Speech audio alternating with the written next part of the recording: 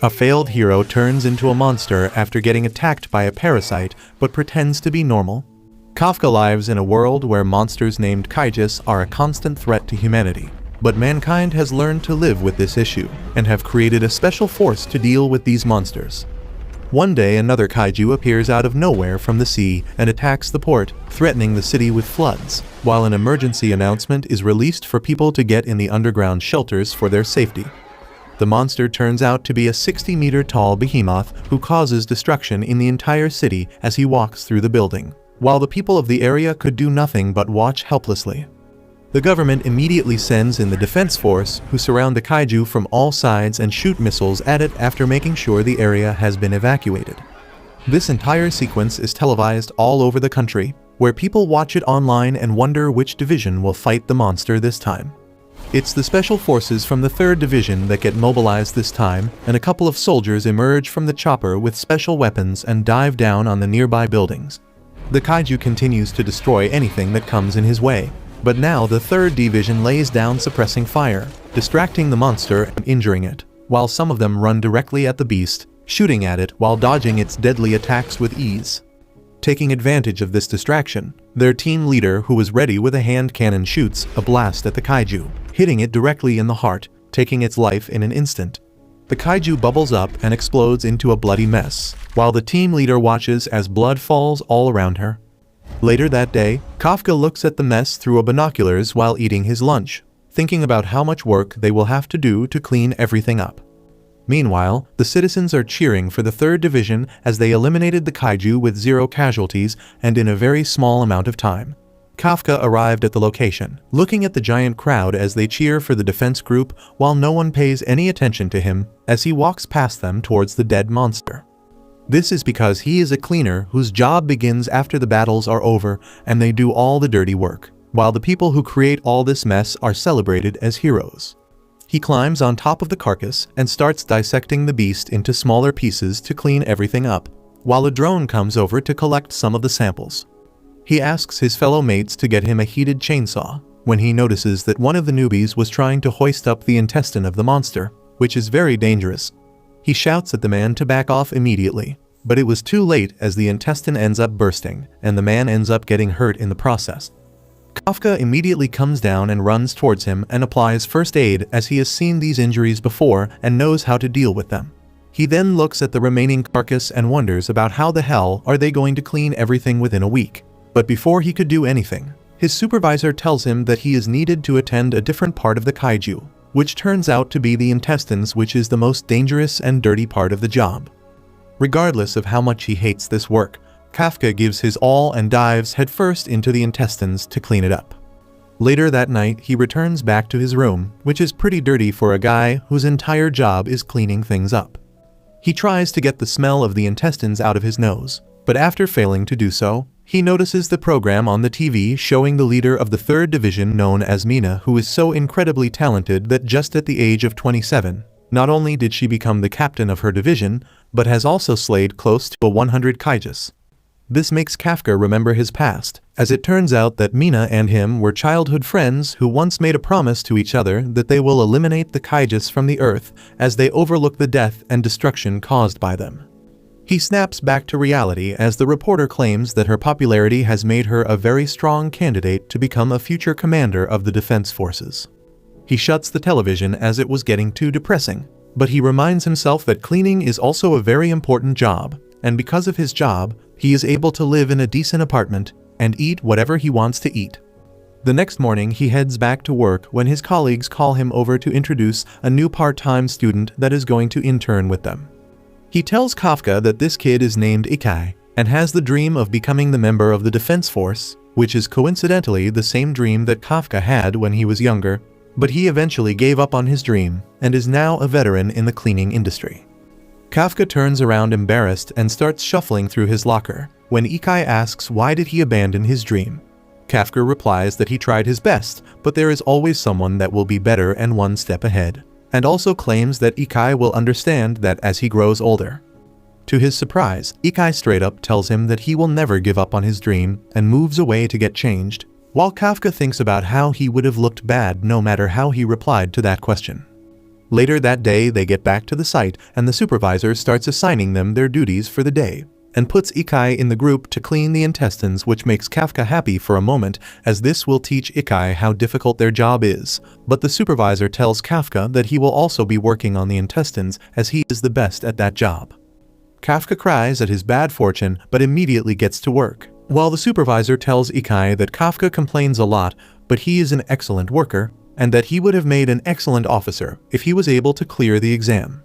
Later that day, they all have their lunch break, where Ikai has totally lost his appetite, which makes Kafka happy. But he had it just as bad and tries not to puke. He notices that Ikai is not eating anything, so he throws a vitamin drink at his face and tells him to drink it, while also offering him a pair of nose plugs to keep out the stench. Ikai refuses to follow his advice, but Kafka ends up forcing him to do as he says. Later that day, everyone finishes up their work and leaves while Kafka does one final check, noticing that the worst parts have been cleaned. Ikai arrives behind him and thanks him for helping him throughout the day, as without him, the day would have been much harder. Moreover, he tells Kafka that the age limit for the Defense Force exams have been relaxed to 33 years, and even though it is none of his business, he thinks that Kafka should try reappearing in the exam.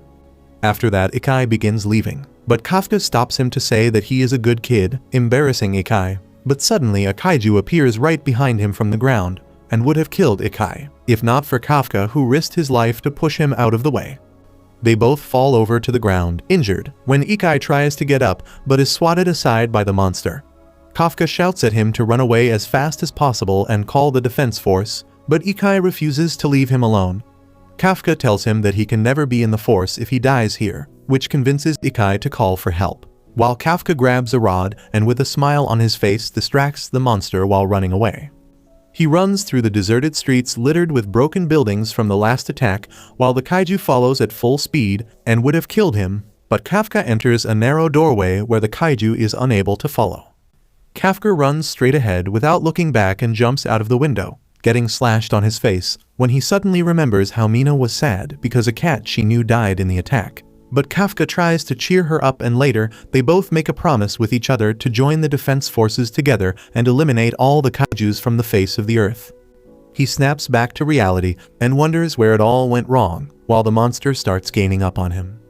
Kafka decides to take a stand and makes a plan to attack the legs, but the kaiju is way too fast and strikes at him before he could react, throwing up in the air as his entire life flashes in front of him. He falls to the ground, while the kaiju smashes his leg with its hand, leaving Kafka no choice but to accept his fate and die. Just as the kaiju was about to delete Kafka from this planet, Ikai arrives out of nowhere with an iron rod and hits it in the face, saving Kafka's life. Kafka shouts at him to run away, but Ikai claims that he has notified the defense group already, and claims that he could never become an officer if he can't even save someone's life. The kaiju starts attacking the young man while Kafka wonders why the hell is he so weak and useless. He realizes that nothing has changed in his life, and even now he cannot save a single person, even though he dreamed of being an officer.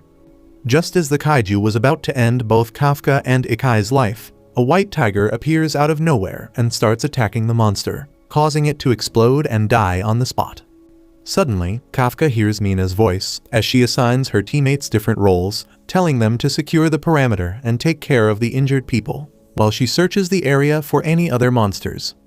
Kafka ends up losing consciousness and wakes up in the hospital at night, where he thinks about how Mina has achieved her goal and reached at a position where Kafka can never even think to follow her. He was feeling miserable when Ikai calls his name and he realizes that he is not alone.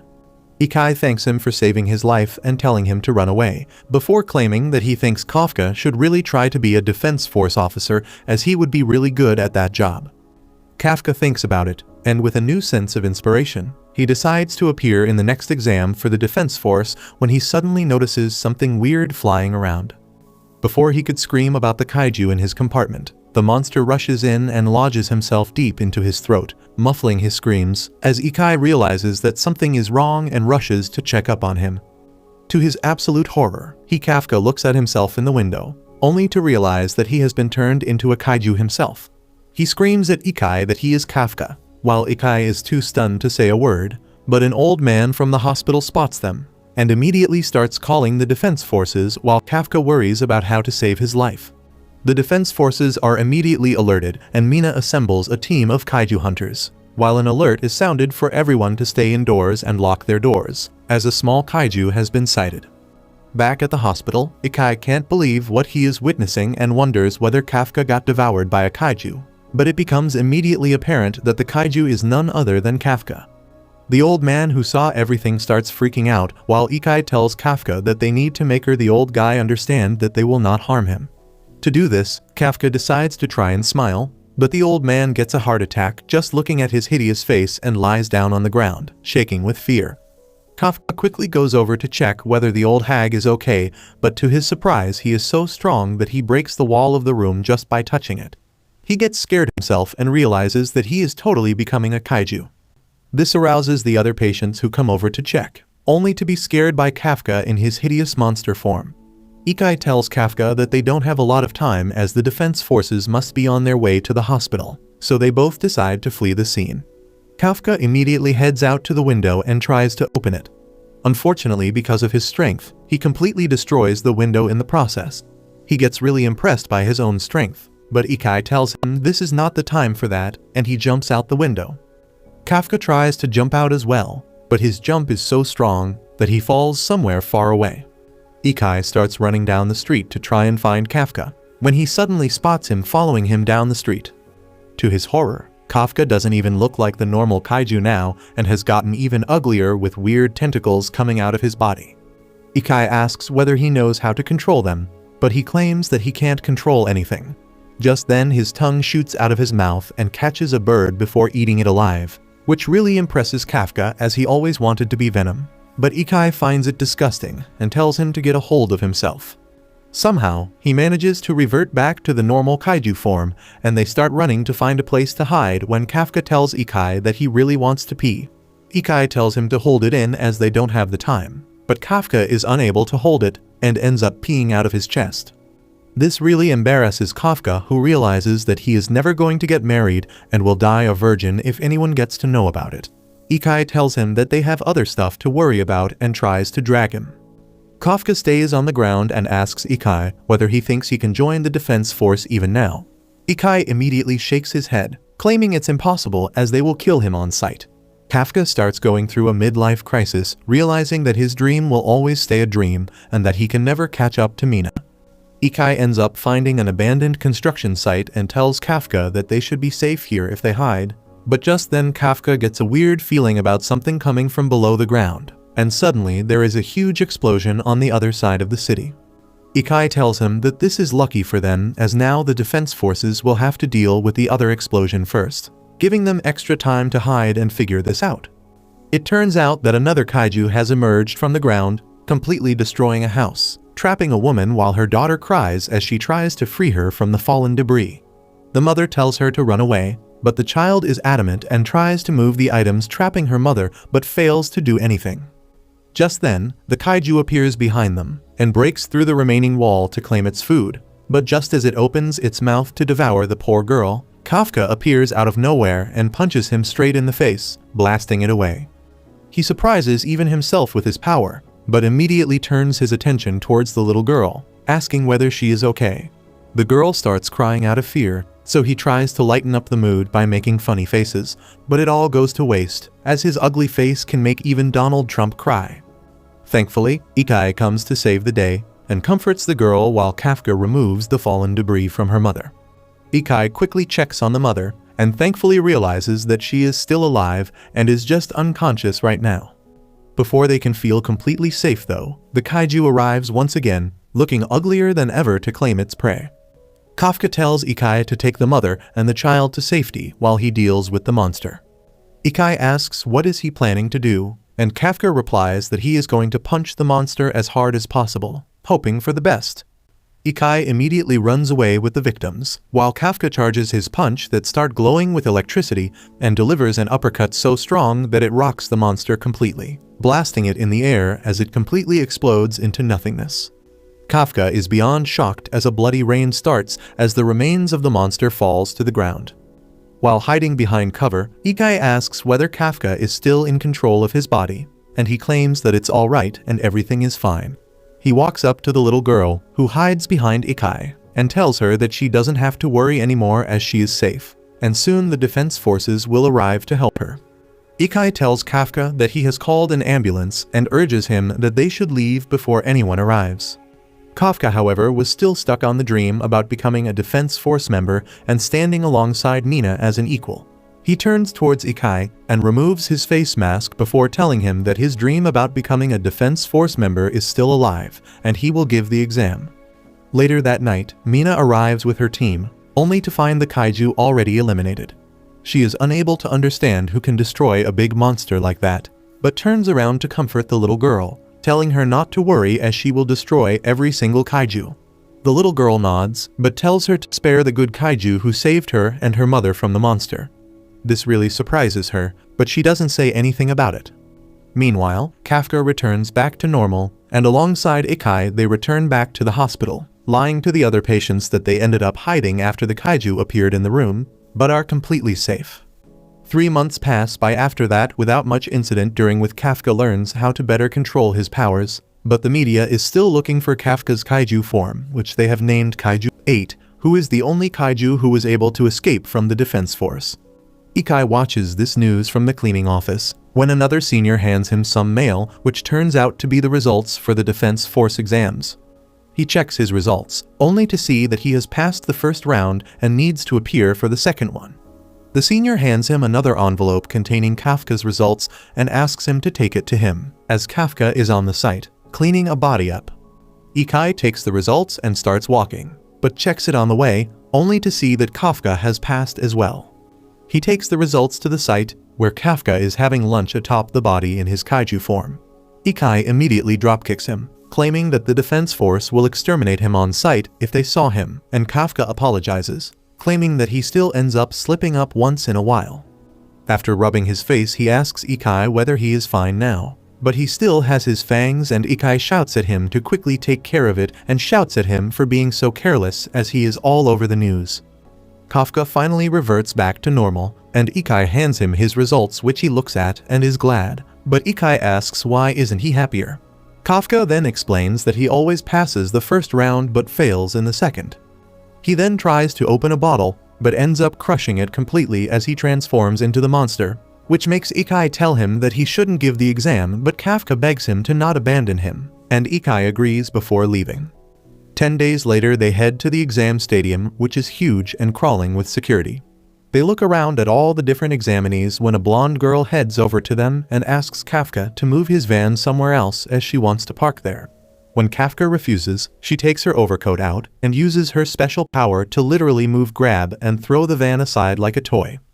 This really shocks Ikai, who asks about her identity, and she claims that she is examinee number 2016, and her favorite pastime is to kill a kaiju.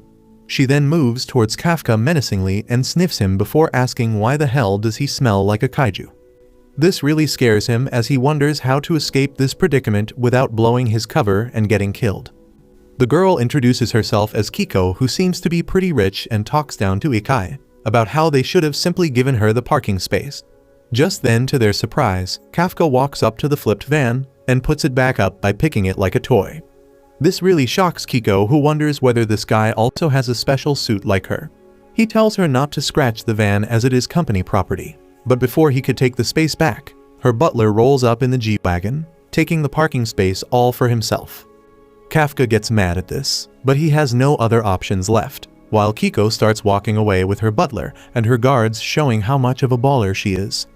Kafka was ranting about her when he noticed that Ikai looks super mad. He knows that Kafka used his kaiju powers and reminds him that if anyone saw it, Kafka would be killed and Ikai would be imprisoned as well for not disclosing this information. Kafka tries to defend himself and claims that he was being smart about it and only transformed his hands to pick the van up. But Ikai is not in the mood of hearing anything and tells Kafka that if he uses his powers for no reason once again, he will send him back home. Meanwhile, inside the headquarters, the members of the defense force take a look at all the new talent that they have got. They realize that this batch looks very promising as students from the best universities are taking part to become field agents this time.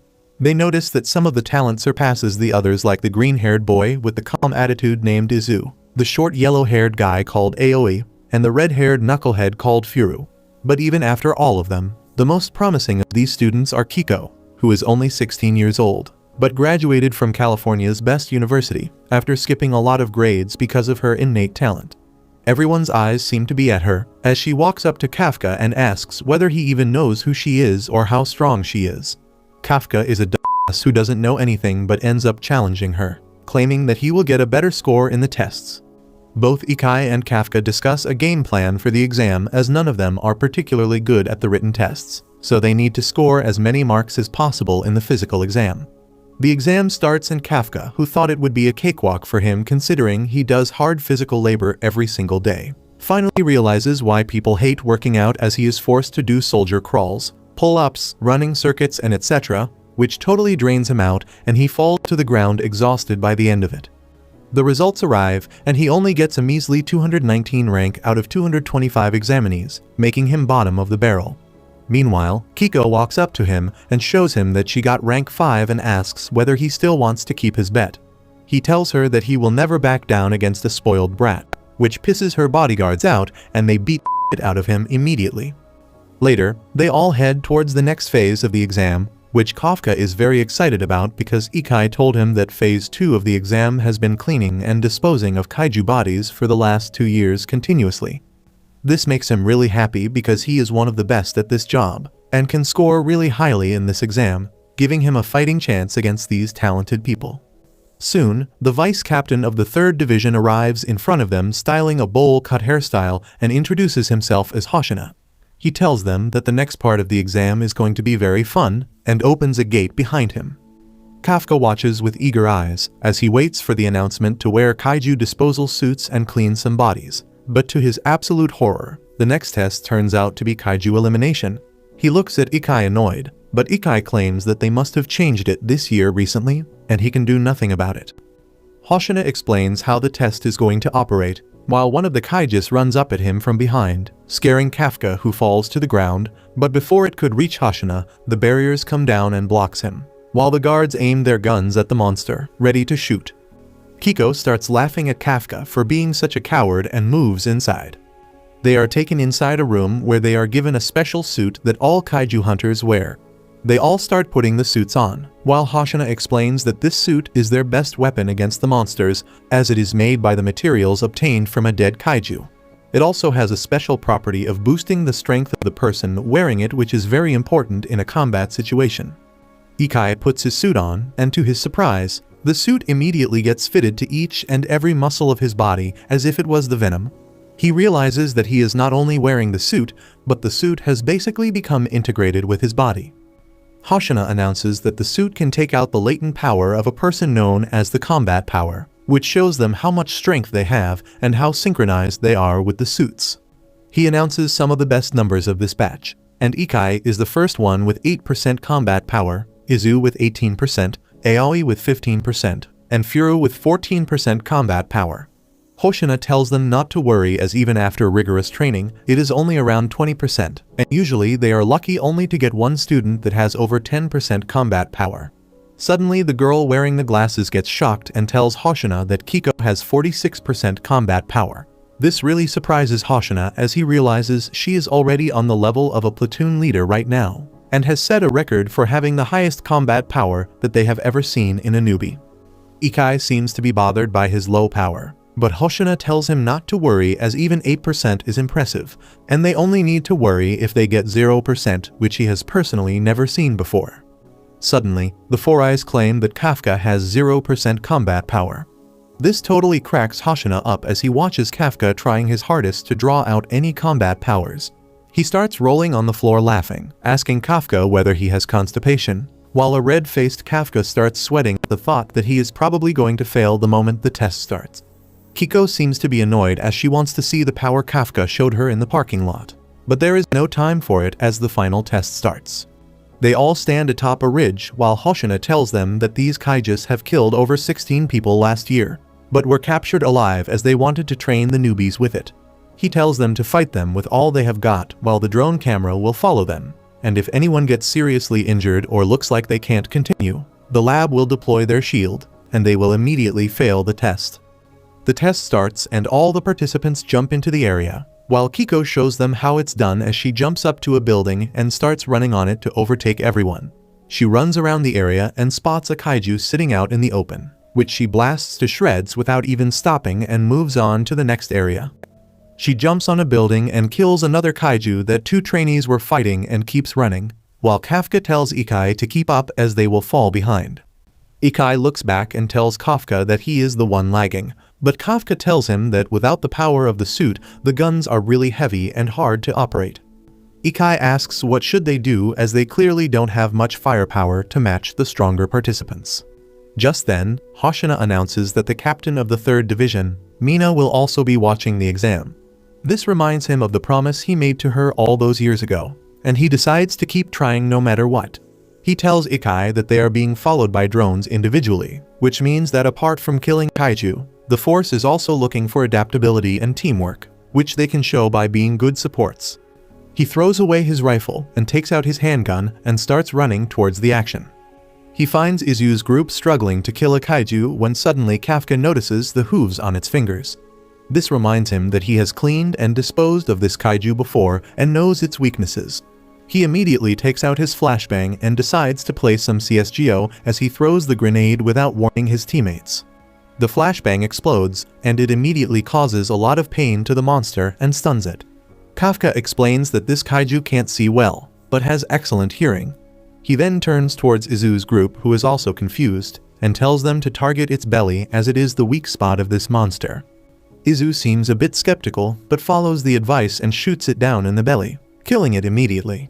He thanks Kafka for his help, who starts running towards the other end to find some more action, when suddenly another kaiju emerges and hits him square in the body, injuring him as he falls down to the ground.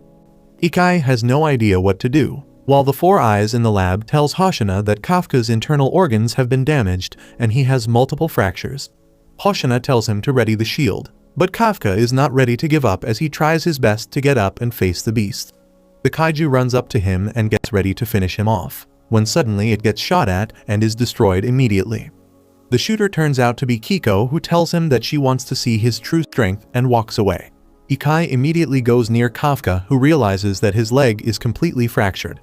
Hoshina tells him that his vitals are damaged and that he should drop out of the test for his own safety. But Kafka is not done yet and manages to somehow stand up as he thinks about how everyone else always surpasses him.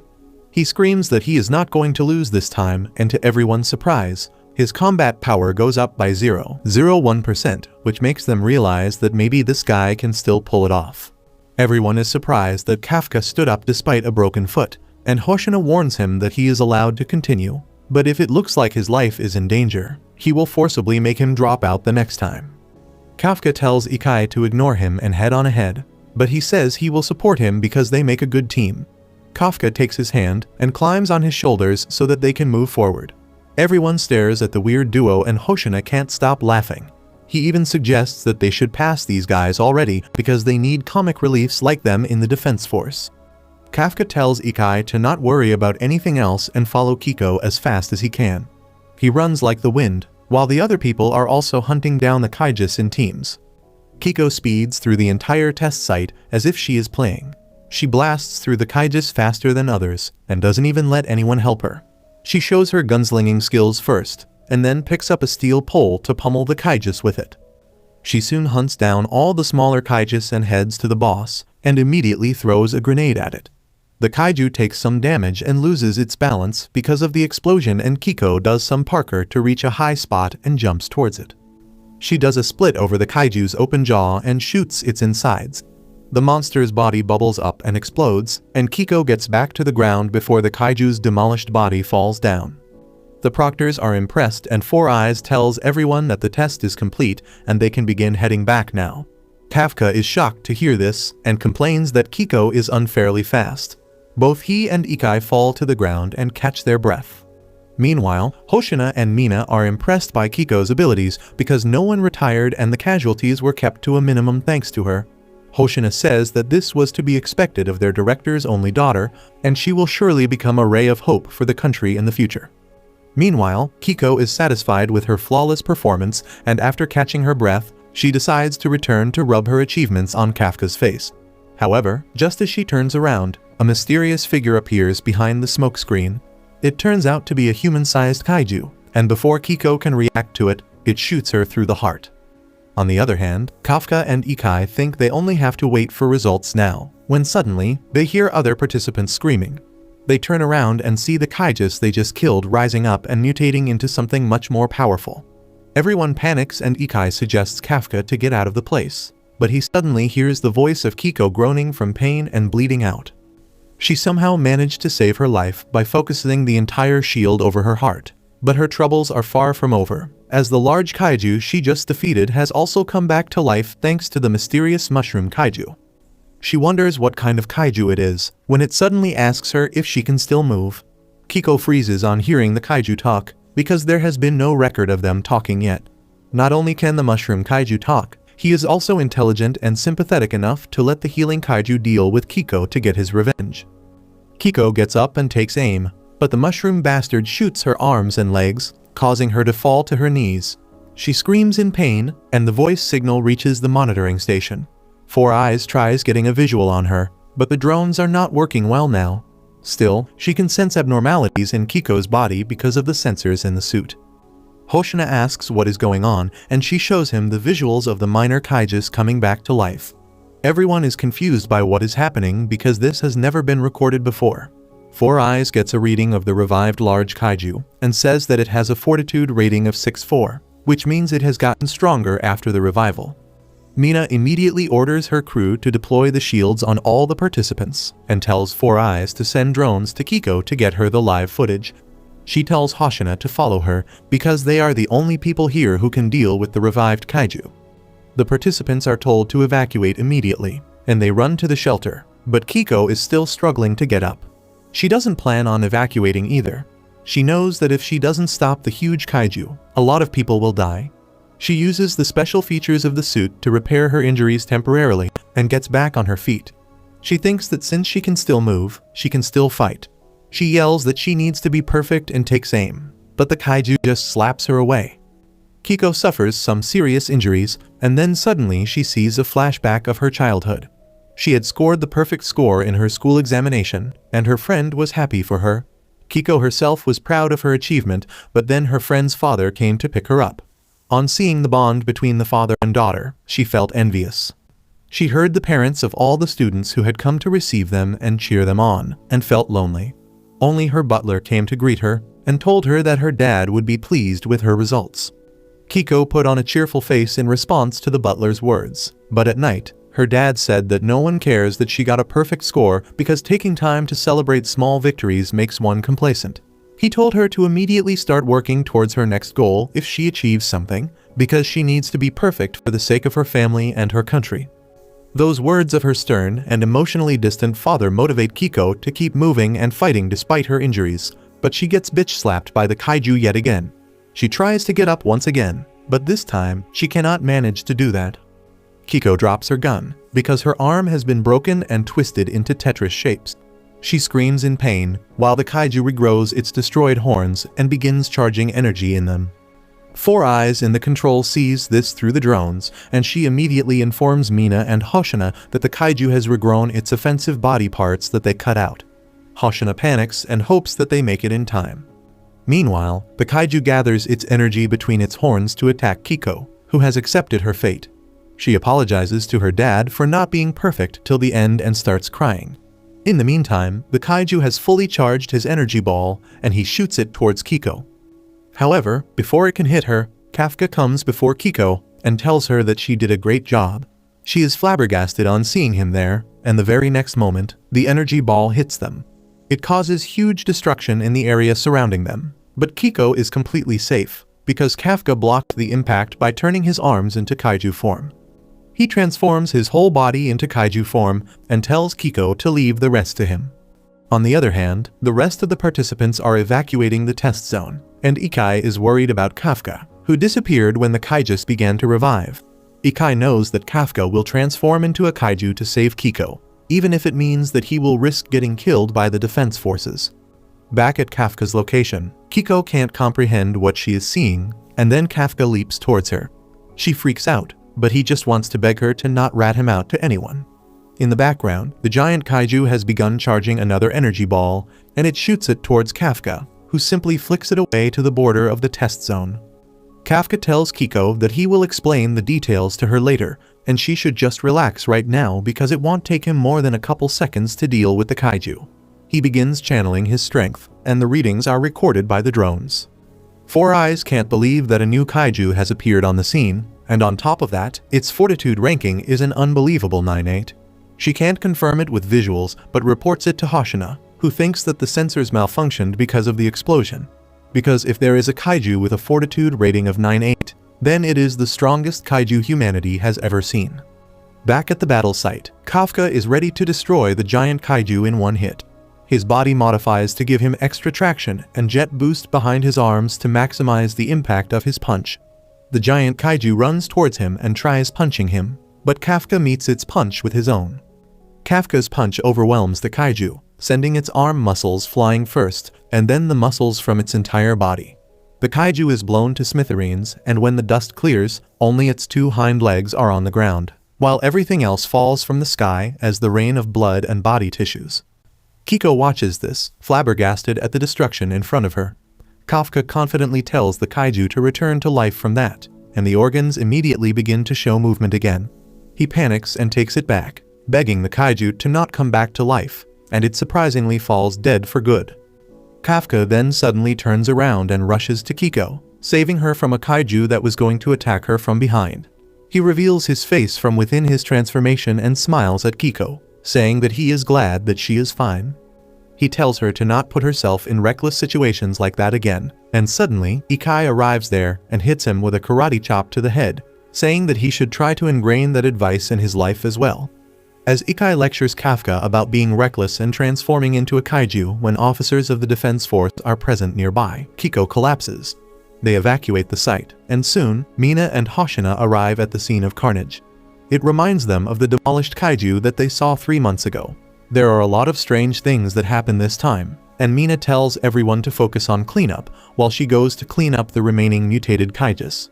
Meanwhile, Kafka is back in the hospital with some fractures, and Ikai is looking after him. Mina pays them a visit and thanks them for bringing Kiko back to the rescue center safely. She salutes them and leaves, and Kafka can't bring himself to call her, because he wants to wait till he becomes an officer. On the other hand, Kiko is receiving treatment using the most advanced medical equipment, and when she wakes up, she finds Hoshina there for her.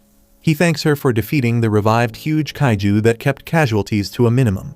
Kiko hesitates on hearing that, but she remembers that she must keep Kafka's secret, so she declares that she was the one who killed the huge kaiju. On the other hand, the mushroom bastard is in a public toilet, listening to news about how there were no fatalities in the exam despite Kaijus reviving. He can't believe that, and wonders if the captains are so strong that they can save everyone so quickly. Suddenly, he gets a call, telling him that break time is over, and the kaiju transforms into a man, complaining that humans are so fussy about time. He wears his clothes and goes out, telling his co-workers that he just had a bad stomach. Coincidentally, he works in the same monster cleaning company as Kafka and Ikai, and no one suspects anything about him being a kaiju, despite him being lousy at controlling his body. A few days have passed, and the results for the Defense Force exams are going to be declared soon. Kafka is panicking amidst fears of flunking this time too, and as Ikai tells him to calm down, they suddenly receive their results via mail. Both of them are overcome with nerves. Kafka nervously pulls out the letter and his eyes widen in surprise when he reads its contents. The next day, all the past students are gathered in the headquarters of the Defense Force. Izu and Aoi have passed along with all the other favorites, but Kafka is missing. Kiko enters the room late, and a girl rushes to congratulate her because she topped the exam results. The redhead Furu collides with Ikai, and immediately recognizes him as the guy with the uncle-like guy. They introduce themselves to each other, and quickly become friends. Furu asks him what happened to Kafka, and Ikai is nervous about what to tell him. Soon, Captain Mina enters the room, and the induction ceremony begins. Kiko is called to the stage as the representative of the incoming class, and Mina gives her the oath while declaring that all the 27 people selected in the test are now officers working for the Defense Force. Kiko takes the papers and salutes Mina, swearing that they will lay down their lives to protect their country. Mina thanks her for handling the situation so well during the test, And Kiko is taken aback on hearing this, as she feels guilty for taking credit for Kafka's actions. She looks at the people gathered below, and wonders why is Kafka not among them. Suddenly, Kafka nervously walks into the room, apologizing to everyone for coming late, much to everyone's amusement. It turns out that initially, Kafka had failed the test. When Mina and the rest of the officers were gathered to evaluate the candidates, everyone agreed that Kafka lacked the physical abilities to be an officer, and he could not even draw the power from his suit. Mina was about to pass her verdict, when suddenly Hoshina declared that he would take Kafka. He said that even though Kafka is weak by himself in the test, he was a great support for everyone else. He could pinpoint the weakness of the Kaijus and assisted everyone without worrying about his kill count. Though Kafka might never become a full-time officer after getting a promotion, he still deserves a fair chance to be trained as a cadet. As Mina recalls this, she softly smiles at him. She announces that Kafka is being enrolled only as a cadet, so she made him sit out during the officer induction ceremony. All the major players are surprised by this exception, but they knew that Kafka would make it. After that, Mina addresses everyone and thanks them for passing the hard test to become a Defense Force officer. She asks everyone to entrust their lives to her, as she is going to lead them from the front into the battlefield. Kafka suddenly declares that he will also be standing by Mina's side soon, and the entire room is thunderstruck. They wonder what is the deal with this guy, and how did he let his intrusive thoughts win in such a serious situation. Kafka also realizes this a few seconds later, and then it is turn for Mina to discipline him as his senior officer. For speaking out of turn and disrespecting his senior, she punishes him to do 100 push-ups. Kafka freaks out, but Hoshina bursts laughing, saying this was the main reason he selected this guy. He tells Mina that she is going soft on the cadet, but she leaves with a subtle smile on her face. Hoshina then looks at Kafka on the floor, and thinks that there is more than one reason he wanted him. When the Kaijus revived during the test, there was a Kaiju whose fortitude reading was 9-8. Hoshina thinks that it was probably a faulty sensor, but apparently, at the exact time the monstrous Kaiju appeared, Kafka's suit stopped sending any signals. Hoshina suspects that there is something strange with Kafka, and that is why he plans to keep him close so that he can find out what it is. On the floor, Kafka has expended all his energy in doing just 100 push-ups, and he falls down as everyone cheers on him. Kiko comes to him and asks him to follow her to talk in private, but everyone starts asking her if she plans to confess her love to Kafka. She is grossed out just by the idea, and Kafka doesn't even understand what she means. Luckily, Ikai has enough brain cells to compensate for him, and he takes him to talk with Kiko outside the campus. There, Kafka tells her that he ate a kaiju and became one, and she can't believe it. She calls him a glutton, and he replies that he didn't eat it on purpose. Kafka says that maybe if he informs the defense force, they might cure him, but Kiko tells him that will be impossible. Even if he is not killed immediately, he will be subjected to experiments day in and day out, and never be allowed to work as a defense force member. Not only that, Kiko believes that once the kaiju as strong as Kafka is killed, his body parts will be used to make special weapons. He freaks out on hearing all this, and begs her to keep his secret. She kicks him away before agreeing to his request, because she owes him for saving her life. However, she also warns Kafka that if he ever becomes a threat to the humankind, she will immediately kill him. Later, their training begins, and Ikai goes into the training site. He hides behind a pile of rubble and shoots a target that pops up next to him. There are more targets hidden throughout the training site, and he shoots them all down one by one. The supervisor declares that Ikai completed his training in 2.5 minutes and unleashed about 18% of his combat suit's power. Everyone is impressed because Ikai has been growing rapidly ever since the training started, and he has been beating his personal records each time. This ignites Furu's competitive spirit, and when he charges into the training area, he quickly takes down all the targets. He gets a time of 2 minutes and 15 seconds, and a combat power of 20%. Furu is happy to hear that, and smugly tells Ikai that he won again. However, in the time he was bickering with Ikai, Kiko has already cleared the training regime with a 55% combat power rating. She teases the boys, saying that their combined scores are less than her. On the other hand, Izu and Aoi are competing with each other, because they are very close in terms of their physical and overall abilities. While all the big shots are basking in the spirit of competition, Kafka has also completed his training. He took over 6 minutes and 40 seconds for that and unleashed only 1% of his combat power. Despite being completely out of breath, He celebrates that he succeeded in completing the training, and even bothers Kiko, asking if she saw how quickly he is making progress. Hoshina tells him to stop fooling around, because at this rate, he will be fired in 3 months, and Kafka panics. Hoshina then orders everyone to run 10 laps around the training area, and calls it a day with that. Everyone hits the showers after that, and Kafka is dead exhausted because of the extra laps. Ikai and Furu are competing about their physique, and Kafka decides to show them what the body of a real man looks like. Furu is impressed by his bulky muscles, but as soon as Kafka lets go of his breath, his well-toned abs turned into a beer belly. Furu starts laughing at him for having a baby bump, even though he is a man, and Kafka tells him that his comment is offensive for all the trans people out there. They keep bickering till Aoi arrives on the scene and puts them all to shame with his muscles. Everyone jumps into the pool to hide their scrawny bodies, and Kafka thinks that living like this is quite fun. On the other hand, Kiko and other girls are also returning from shower, and they find Mina drinking some milk at the laundry zone. She tells them that there is no need to be formal, so the girls get busy doing their chores. Kiko puts her clothes in the washing machines, but she can't stop staring at Mina's well-toned muscles. Mina notices her, and the flustered Kiko asks her what kind of training she did. She gets up and decides to show Kiko the basics of her training routine. Back in the boys' bath, Furu reveals that he always wanted to join the defense force ever since the day Mina saved him from a kaiju during his middle school era. He claims that she has been his idol ever since, and he wants to become like her. Everyone else says the same, and when Kafka tells them that he is Mina's childhood friend, and they promise to join the defense force together, the boys freak out. He is nervous and wants to go back to his room, but the boys latch on to him and menacingly ask him to share the details. Their training continues after that, comprising both physical exercises and strategy training regarding how to fight Kaijus. They bicker with each other and compete to become better. Kafka puts his all into becoming stronger, but despite that, he is still the weakest in the group. However, everyone supports him to do his best. One night, as everyone is sleeping, Kafka gets out of his room to study because he knows he needs to work harder than others. Hoshina finds him there, and though Kafka is initially shocked, he tells him that he can't afford to get fired. Hoshina knows that Mina is the reason behind Kafka's motivation, and he doesn't hesitate in affirming it.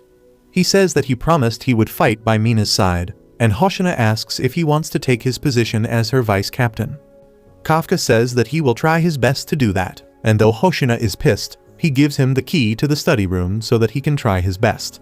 Kafka thanks him, but Hoshina suddenly advises him to stop being so close to his fellow officers, because anything can happen to anyone here.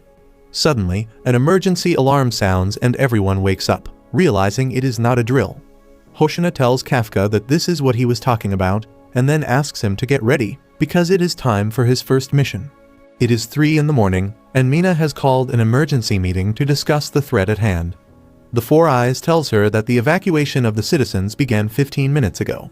The epicenter of the kaiju attack is in the Sagamihara area, and the defense force and military are helping the panicky citizens evacuate. The military has also set up a temporary base at a local supermarket, and they are constantly keeping eyes on things. Four Eyes tells Mina that the kaiju has probably entered its breeding phase, which must be the reason it emerged from the ground so abruptly. Not only that, a large number of smaller kaijus have popped up all around it. Mina comes up with a strategy to defeat the big kaiju herself, while leaving the smaller ones to her team. She also sets up a sniper post from which they can easily keep track of the kaiju movements and neutralize them from a distance. She wishes her teammates all the best and salutes them, and they salute her in return. Soon, armored trucks are deployed, with Hoshina personally leading the new recruits into the battle. While everyone is a little nervous, Kafka is worse off than everyone, and he starts vomiting because of his anxiousness, grossing everyone out. Meanwhile, the anti-kaiju artillery battalion has stationed themselves and aimed missiles at the giant kaiju. Hoshina's team is at Point E, which is the designated sniper post. Kafka is feeling better now, but the sight of the gigantic walking mushroom-like kaiju makes him quite worried. The giant kaiju spews out its spores, and then generates tons of smaller mushroom kaijus. Hoshina tells his team that their role is to deal with the tinier monsters, and make sure that they don't go out of the neutralization zone and enter important facilities. Since his team is made up entirely of new recruits, they are positioned at last, and thus they are also the last line of defense. He tells everyone that their scores in the practical training don't matter here, and asks them to show what they are made of. Furu loudly yells to let out his excitement, and that creates a wave of all the boys yelling in unison. Ikai calls Kafka, saying that it is the moment of truth, and he agrees, because this is his chance to prove his abilities in the battlefield and avoid getting fired. He is nervous, but also equally excited, and Ikai tells him that they will make sure that their first mission is a grand success. Soon, the smaller Kaijus enter Zone E, and all the recruits jump from the building to face them. Well, everyone except Kafka, who cautiously climbs down to avoid breaking his bones even before the mission starts. On the other hand, Mina has also reached sniper point, and Four Eyes instructs all the teams to lure the giant kaiju in her line of fire. The artillery unit fires its rockets at the giant kaiju first, and then the aerial forces open fire too. That causes the kaiju to change its direction away from the rockets. Meanwhile, Kafka and others are waiting for the smaller Kaijus to show up. Kafka feels confident and thinks that he can manage to unleash significant combat power from his suit. But while he is doing that, a kaiju comes there and sends him flying into a garbage dump. Kiko yells at him to stay behind because he can only command 1% of the suit's power. Suddenly, their seniors begin cursing their luck because they are stuck taking care of the newbies. This pisses Kiko off, and she instantly blows the head of one kaiju with one shot. She begins her onslaught, absolutely demolishing the Kaijus, much to the shock of the arrogant senior. Kafka also gives her a thumbs up, and while Kiko tries to act like it doesn't matter to her, her suit clearly detects an abnormal increase in her heartbeat. On another location, Team F manages to bring a kaiju down to its feet, and Furu blasts its head off. He tries showing it off to Ikai, but when he turns around, he is shocked to find that Ikai defeated a kaiju by himself. Ikai reveals that he changed the blast rounds for freezing rounds in his gun, which helped him stop the kaiju from moving, and he believes that this is the unique hunting style he must perfect. In Zone J, Aoi is facing a kaiju by himself. He dodges its attack and then starts shooting it, rapidly destroying its entire body. Izu also tries to shoot down some smaller Kaijus, but either they are too fast, or he has learned shooting from stormtroopers. He decides to improvise and shoots an electric pole, causing it to fall down and block the path of the Kaijus. With that, he easily blasts all the Kaijus. The seniors are shocked by the performance the newbies are showing, and even the platoon leader remarks that they exceed even her expectations. However, Izu and Aoi are just competing with each other to see who can hunt more monsters. Other recruits also perform well, and soon, Zone J is cleared of all the small Kaijus. Kafka can only be amazed as he hears this report, and then he hears that even Zone F has been cleared thanks to Ikai and Furu. He feels that he is getting left behind and wonders if there is something he can do. He suddenly gets an idea as he recalls the senior talking about how they don't know the weak point of the Kaijus yet. Kafka notices the body of a dead kaiju behind him, and determines to contribute to the fight in the way only he can. He begins tearing apart the kaiju's body with ease, thanks to the 1% power of the suit he has managed to draw out. He is amazed by the suit's performance, and wishes that they gave some of these to the guys who do the cleanup. He cuts the interiors of the kaiju and finds that it is a pretty standard fungal-type monster, but the core is not where it usually is. He looks around for the core, and immediately contacts Hoshina about his discovery. Kafka tells Hoshina that the kaiju's core is located at the base of its neck, but it is protected by hard muscles, so hitting it from the sides will be most effective. Hoshina is impressed, but then Kafka reveals a surprising fact to him. He says that even the smaller kaiju have reproductive organs, and if they don't destroy them, they may keep on respawning. Hoshina tells Kafka that he did a damn good job and then asks Four Eyes to relay the information to everyone. Kafka feels proud that he really helped the defense force, and then he immediately heads to neutralize the reproductive parts of the defeated Kaijus, determined to do what it takes till he can stand by Mina's side. Suddenly, he hears a huge explosion behind him, and turns around to find that the artillery and helicopters have led the giant kaiju to the designated combat zone. The helicopters withdraw, and then all the teams in the combat zone shoot the legs of the kaiju to immobilize it. It is Mina's chance to shine, and she points a giant-ass sniper cannon at the kaiju. She locks the target and calibrates her gun for all the variables, and then gets ready to fire while thinking about Kafka. She begins loading the gun, and her unleashed combat power reaches a whopping 96% before she presses the trigger. The energy shot flies towards the kaiju and blows a gigantic hole through its body, clearly exposing its core. All the recruits are flabbergasted by this display of power, but none more than Kafka. Mina loads the second round and fires it at the Kaiju's head, completely demolishing it. The Kaiju falls, rattling the earth for a few seconds, but Mina is not yet done with it. She loads a third round and shoots the Kaiju's dead body.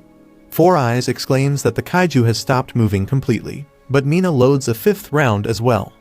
Everyone is shocked and Four Eyes tells her that there is no need for that, but Mina simply asks her to give her the green signal. Once she receives it, she fires again. Kafka is truly amazed, and then Hoshina comes there, asking if he plans to give up on standing by Mina's side now. Kafka asks him if he himself can match Mina's power, and he clearly denies it, stating that he is not good at dealing with the big ones. Just as he is about to talk about the smaller monsters, a Kaiju jumps behind him. Kafka points his gun at it, but Hoshina simply draws out his blade and unsheaths it, and the next moment, the Kaiju is split neatly into 20 pieces. Kafka is astonished, and then Hoshina shows his blade to him, saying that he comes from a long line of Kaiju hunters, so he is probably the best at dealing with mid-sized and small Kaijus. Suddenly, another energy shot flies towards the giant Kaiju, and then Mina tells Hoshina that she is done now. However, for Hoshina and others, the show is just starting because the thousands of tiny Kaijus inside the body of the main one have started to awaken now. Their massive army floods the streets, and Hoshina tells his underlings that they should quickly clean up the small fries and return to the base in time for breakfast. Izu and Aoi thinks it is easy for him to say, and this is the chance for their seniors to show them that stamina is as important as firepower in this line of work. While the seniors rush to action, the platoon commander comes up behind the two boys, telling them that they are free to retire now. They are not going to give up, but all the new recruits are tired, and Four Eyes can see that on her screen. However, Hoshina believes that only those who can endure this situation and press forward will reach the next level. Most people who join the defense force retire as their combat power reaches 20 to 30%, but those who can cross that barrier reach the captain rank. Hoshina knows that Kiko has already crossed that barrier, and according to him, the next to do that will be Ikai, who has been neutralizing Kaijus without anyone's help. However, Ikai is really exhausted now, but despite that, he rushes to the main combat area along with Furu, who is jealous of his progress. On the way, they notice a guy wearing the coat of the cleaning company looking at the Kaiju corpses. Furu tells him to get out of the area since it is dangerous, but the man keeps rambling about how the reproductive organs he put in the Kaijus have been destroyed. He says that maybe someone in the defense force knows all about Kaiju, and then turns around to ask the two boys if they know anything, while his face starts to morph spontaneously. Unable to see that clearly, Furu tells him to get out of the danger zone instantly because the cleanup crew are needed later. The man just gets up and stares at him with his dead fish-like eyes before pointing towards him. Ikai notices something coming, so he warns Furu in time, just as the Kaiju man shoots something at him from his finger. Thanks to Ikai's warning, Furu manages to avoid a direct hit to his heart, but he is still in too much pain and losing blood rapidly from the wound. Ikai goes to calm him down and asks him to use his suit to stop the bleeding. They look at the mysterious man in front of them, who bubbles up and turns into the Mushroom Kaiju. Ikai is shocked and remarks that he is the same one from the exam who defeated Kiko. The Mushroom Kaiju says that he will take them along as live samples to research, and Ikai tries contacting his platoon leader for backup. However, his communication device has stopped working because of a barrier erected by the Kaiju. He explains that he has figured out how humans communicate, and he came up with this technique to hide his presence from them. He shoots Ikai, who tries dodging his attack, but the bullets are too fast, and he gets hit in his abdomen and his thigh. However, the Mushroom Kaiju is disappointed that his shots are not hitting. Earlier, when Ikai and Kafka were talking to Kiko in the cafe, she warned them about the Mushroom Kaiju. She told them that it may seem that he is attacking out of nowhere, but he pumps his body mass through his finger, and if they watch closely, they can avoid his attack. That is exactly what Ikai is doing, and he dodges a bullet from the Kaiju before firing back. The Kaiju blocks it using his arm, and the bullet starts freezing the area around it. Ikai tells Furu to run to others and call for backup, and he asks why he should be the one to run away. The very next moment, Ikai tackles him and saves him from a bullet aimed at his chest, which only grazes his arm. Furu screams in pain, and then Ikai tells him to get going. He has no excuse to not obey his command now, and runs away, leaving Ikai alone to face the Kaiju. Ikai is terrified because even Kiko could not deal with the mushroom kaiju. He knows that he has no chance, but he remembers how Kafka risked his life to save him, and that is exactly the kind of defense force officer he wants to become. He charges at the kaiju while shooting it, but the kaiju quickly dodges his bullets and keeps shooting back at him. On the other hand, as Furu runs away, he stumbles and then starts cursing himself. Hoshina had told everyone that everyone hits a wall when they reach 20 to 30% potential, and only some people can scale that wall. Furu has been stuck at 20% for some weeks now, but Ikai surpassed him like it was nothing, and that frustrates him to no end. Meanwhile, the kaiju dodges all of Ikai's bullets and appears right in front of him.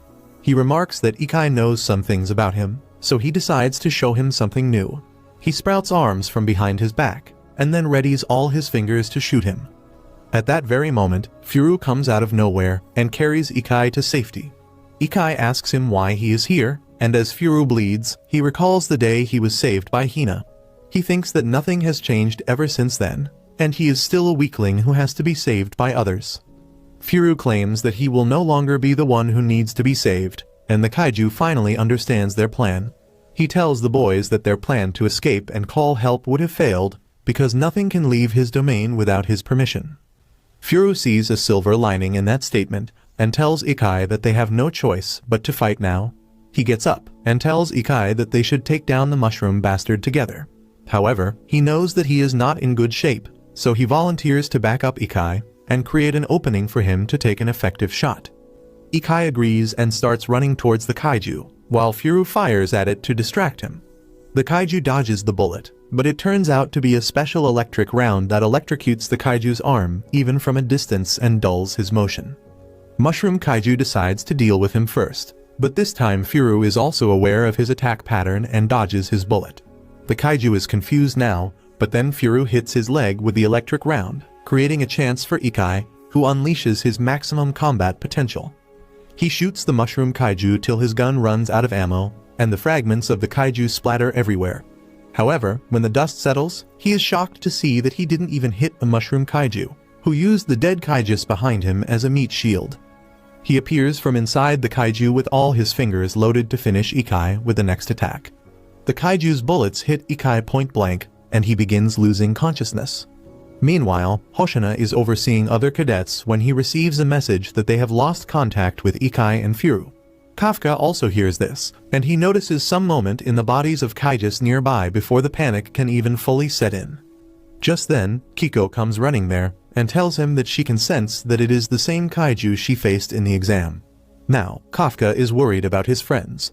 On the other hand, Ikai falls to the ground after being shot, and feels as if his entire body is on fire. He still tries to stop the bleeding and get up to fight, but the mushroom kaiju decides to end his life quickly. Furu shoots him with his electric bullets again, but the kaiju easily deflects them this time. He shoots the gun out of Furu's hand and then knocks him off his feet before turning his attention to Ikai again. He approaches Ikai and starts shooting him with weak bullets to stop him from moving. With tears in his eyes, Furu keeps straining to reach Ikai's gun that is just in front of him to save his friend from being toyed with. He cries at his weakness and reaches the gun after a moment, determined to not let Ikai die here. He takes aim and shoots the kaiju, but to his horror, the gun is damaged. The kaiju tells him that he has made the first target immobile, so he doesn't need to let him live now. He prepares a lethal round, and Furu gives up hope about doing anything. He drops the gun and begins praying to God or demon, whoever may listen to his prayers and save his friend. The kaiju loads a lethal bullet and is about to shoot Furu when suddenly Kafka appears behind him in his kaiju transformation and punches him with all his might. The mushroom kaiju is sent flying and his head is torn off from his body because of Kafka's punch. Meanwhile, Kafka apologizes to Ikai for being so late. Ikai, who is barely holding on to his consciousness, thinks that he is too weak because he could not stop Kafka from turning into a kaiju despite his efforts. Kafka lifts him up as the mushroom kaiju picks up his head and asks if he is the kaiju number 8 everyone is talking about. Kafka puts Ikai in a safe corner and tells him that it will take a little longer to get away from here. He asks Ikai to calm down and close his wounds one by one using the suit, and then laughs, saying that he doesn't deserve to lecture him when he can't even do that. With that, Kafka walks towards the mushroom bastard, who asks him why is he obstructing his mission when he is a kaiju too. He remarks that Kafka is stronger than expected, so he must obtain his dead body to research it. He shoots Kafka and manages to penetrate his tough kaiju skin with a bullet. However, the mushroom kaiju realizes that killing him won't be so easy, so he sprouts hundreds of arms from his back, all ready to fire at him. Well, now Kafka is mad to learn that the mushroom was shooting his friends with this attack all this time. When the mushroom bastard shoots him, Kafka just unleashes his energy and roars loudly, neutralizing all his bullets in the air. Everyone is shocked to see this, and then Kafka quickly approaches Mushroom Kaiju and hits him with a terrifying flurry of punches. The Mushroom Kaiju takes some damage, so he uses the wall of corpses to buy time and heal himself. Kafka easily tears through that wall, and the Kaiju uses all means possible to avoid taking a direct hit from him, because he knows that it may kill him. Kafka keeps pushing him back and shreds his defensive arms with his punches. The Kaiju realizes that this is something he cannot handle and plans to retreat, but Kafka gives him no chance and hits him with a strong punch. He discovers his core with that too, and modifies his body to use his most destructive attack. With his ultimate punch, Kafka sends the Mushroom Kaiju crashing through half the city, and destroys his body enough to expose his core. The Mushroom Kaiju is lying helpless on the floor, and Kafka arrives there to finish him off. Just then, the Defense Force troops surround him and report his presence to everyone, and now he is nervous. On the other hand, Kiko is struggling to shoot down a kaiju, but her gun doesn't give her enough power. So she grabs a signpost from the road and splits the kaiju into two with one strike from it. With that, she wonders how far Kafka has gone. Earlier, when they learnt about Ikai and Furu being in trouble, Kafka decided to save them. He told Kiko that if they are with another kaiju, he can sense it, and then suddenly transformed. He told Kiko to take care of things while he is away. Hoshina is spurred into action with that, and he decides to dispatch a team to deal with him right away. Back at Kafka's location, he is nervous upon being surrounded by fellow Defense Force members, but because of his lack of concentration, the Mushroom Kaiju got enough time to recover. He jumps away from Kafka, saying that he understands how his powers work now and promises to kill him the next time. Kafka wants to attack him, but the mushroom bastard attacks the two Defense Force members to use them as decoys. Kafka rushes to save them and takes the hits himself. Mushroom Kaiju is surprised that he behaves like a human despite being a kaiju, and then disintegrates, telling Kafka that they will meet again.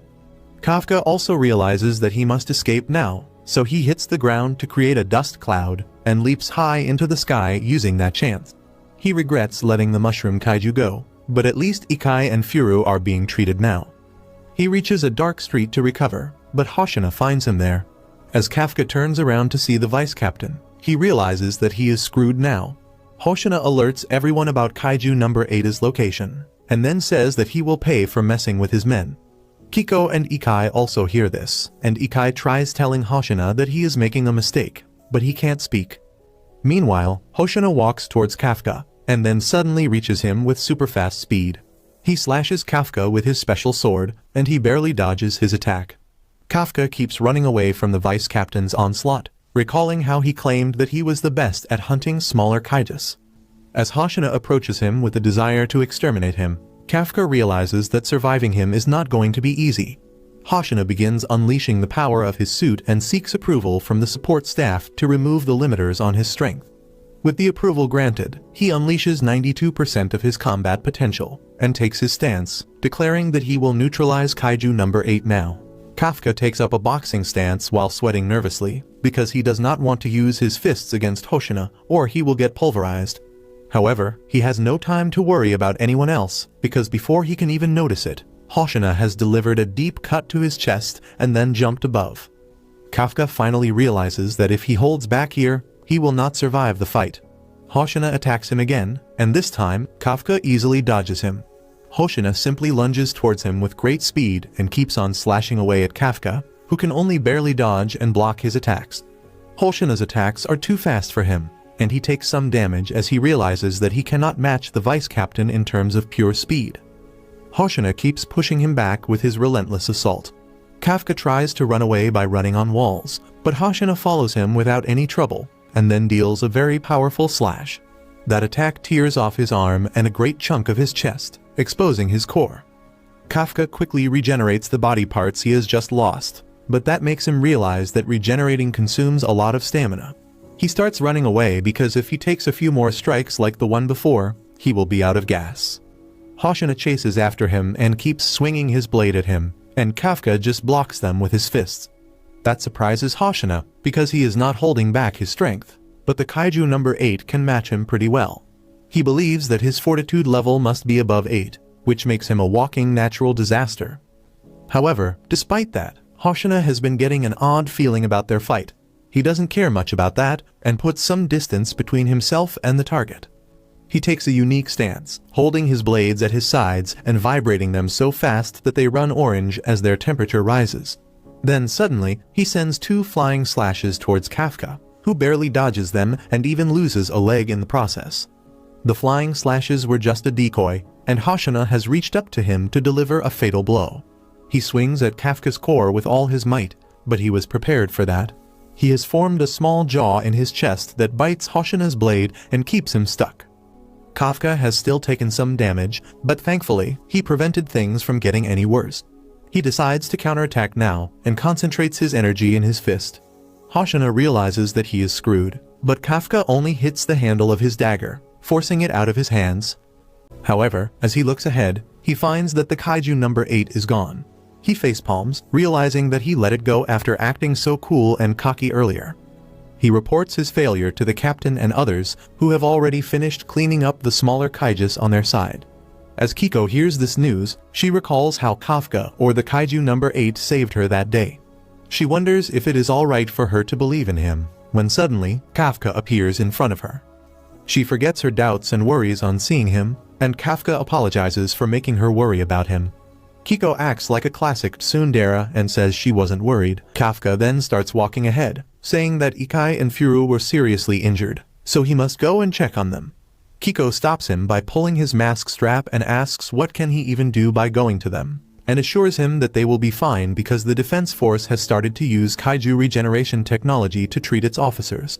She then lectures him about being more careful, because Hoshina is sharp, and he might find a clue that leads to him. Meanwhile, Hoshina is meditating on his loss, while everyone around him cleans up the kaiju corpses. Mina comes there and remarks that it is really rare to see him down like this, and even takes a picture to embarrass him later. She then asks him if Kaiju number 8 was strong, and he replies that it was likely a great kaiju with a fortitude above 8. Mina is shocked to hear that, but Hoshina says that fortunately, there have been no casualties because of Kaiju number 8. It doesn't seem the type to attack people without reason. That reminds Hoshina about the strange feeling he had and how the kaiju attacked only his weapon and not him. He also thinks that everything about the fight seemed more like fighting a human and not a kaiju. Mina tells him that things like these don't matter, and she will deal with any kaiju that comes in her way. Suddenly, they receive a report from one of their teammates, who tells them that the humanoid kaiju that attacked Ikai and Furu was the same one from the exam site. He adds that when they saw the kaiju for the first time, it was in the form of a human. That news is the biggest shock for both the captain and the vice captain. Right now, the mushroom head kaiju is limping on a highway in his human form. A car comes from behind, and when he doesn't get aside after the constant honking, the car owner comes out to confront him. The mushroom bastard ponders blowing his brains out with his finger game, but then simply walks to him and begins transforming into a kaiju. His head enlarges and he opens his jaw wide, eating the poor man and taking his form. He steals the car and keeps driving ahead, still struggling to maintain its new form. The car radio reports that the mushroom head kaiju has been deemed Kaiju number 9 and marked as a priority neutralization target. However, he doesn't care about that, because all he can think about is ways to defeat Kaiju number 8. On the other hand, Ikai opens his eyes in a hospital room with Kafka and Kiko by his side. He looks a bit disappointed in himself and tells Kafka that he is glad to see him fine. Kafka hits him with a karate chop and says that he should be the one to say that. Ikai then thanks Kafka for saving him and Furu, and they are shocked to hear that. The reason for that is Furu, who is in the same room, and he asks Ikai why is he thanking Kafka for saving them because it was Kaiju number 8 that saved them. Everyone freaks out, but Kiko quickly says that Kafka helped everyone by figuring out that the Kaijus had reproductive organs. Thankfully, Furu is simple-minded enough to believe it. He then begins talking about how strong Kaiju number 8 was, and how he just blew away the mushroom-headed bastard. Kafka is pleased by this praise, but Furu spots that, and Kiko once again has to cover up for him. Soon, Furu and Ikai are discharged from the hospital, and their friends throw a party to welcome them. It is actually the party to celebrate their first successful mission, but they had to wait till the 2 injured people came out of the hospital. The party starts, and a whole squad of servants led by a veteran chef arrives there to tell them about the premium quality beef they are going to have today. Kafka and others are shocked to hear this, and the chef says that they cannot treat guests of Izu with anything less than this. Kafka is shocked and wonders if Izu is really so rich, and Kiko asks him if he doesn't already know that Izu is the heir to Izumo Technologies, the largest anti-kaiju weapon manufacturer in the country. Kafka freaks out on hearing that, because Izumo Technologies creates the suits they wear too, and Kiko adds that Izu is ever richer than her family. Soon, Hoshina comes there and makes a toast, and then the party starts. Everyone gets busy drinking and eating, and Ikai thanks Hoshina for helping make this wonderful party possible. However, he spoke too soon. Furu and Kiko start quarreling about the other being too selfish to work in a team, and then Aoi and Izu also start accusing each other of neglecting the basics. Kafka is already drunk, and he clings to Izu, asking if his company gave him a defective suit because he couldn't even kill a single kaiju. Soon, other people also start fighting among themselves. Ikai thinks this is bad, but then he notices that everyone is talking about the last mission and the mistakes they made. He realizes that this tension and conflict is a good thing because it can help them grow stronger and get over their weaknesses. Well, it would be good if they were only talking about the mission, but things soon start getting personal.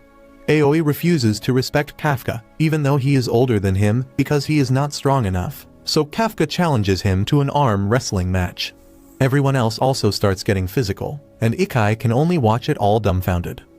Hoshina laughs on seeing this, and Four Eyes says that this is the yearly tradition here.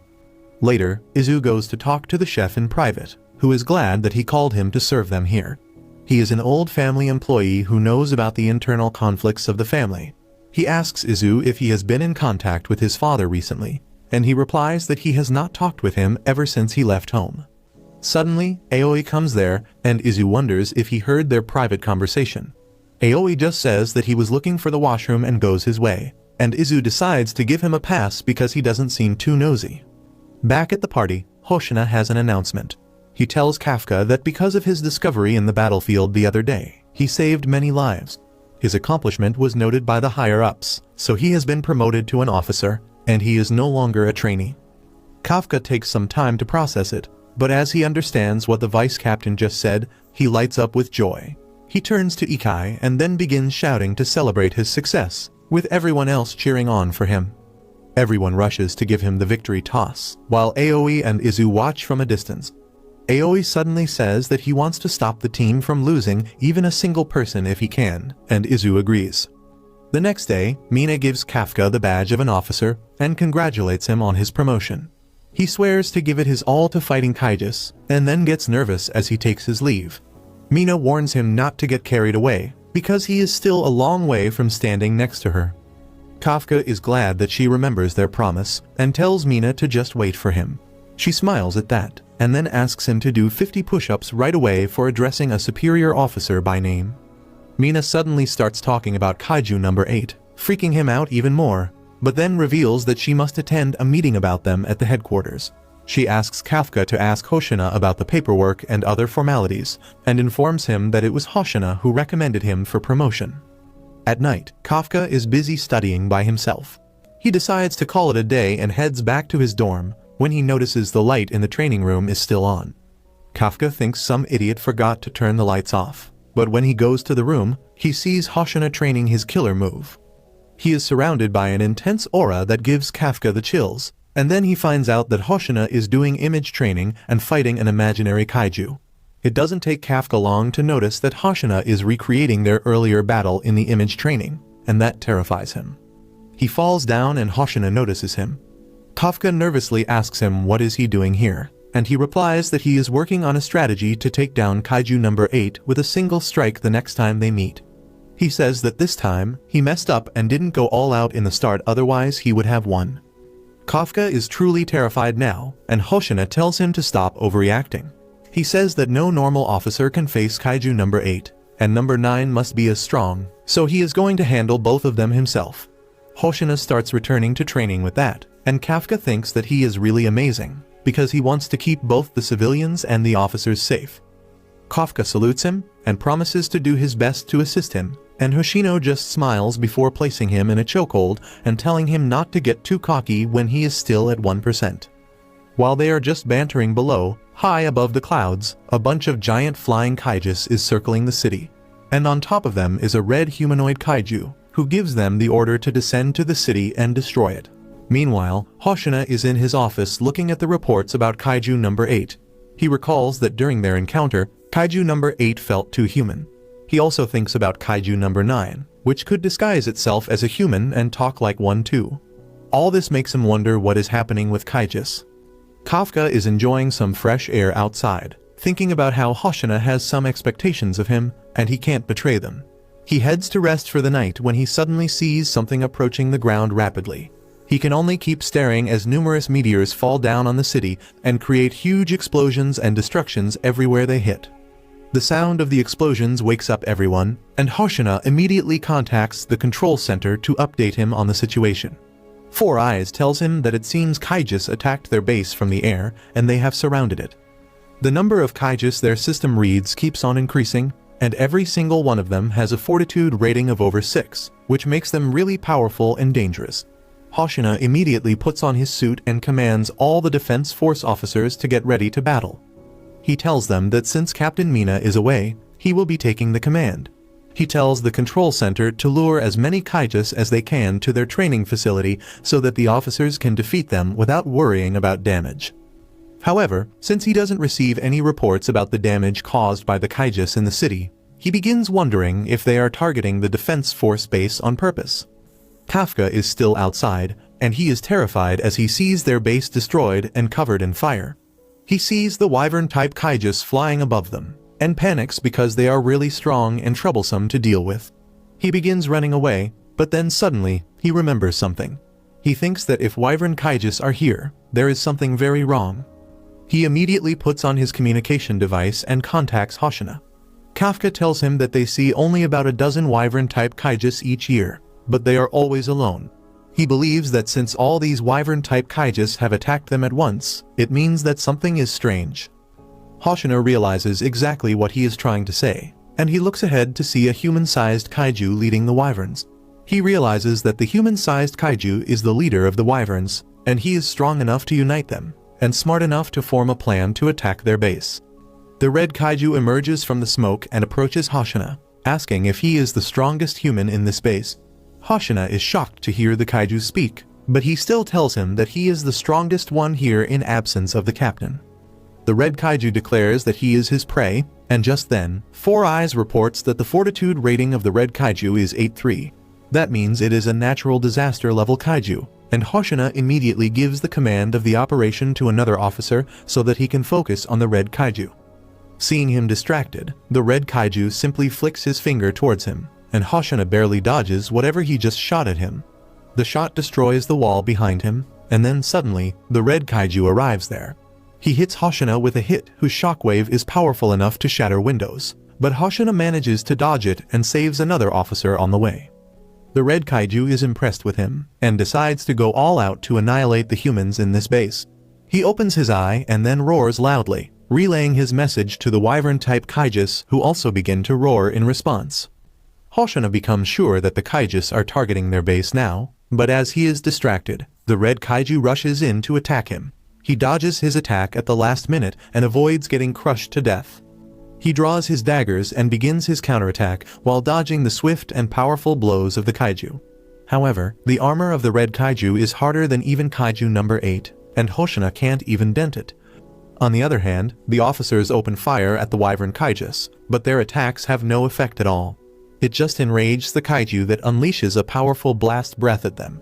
The commanding officer orders everyone to try different type of ammo, but then Kafka contacts him to tell him that attacking the wyverns from the front is useless.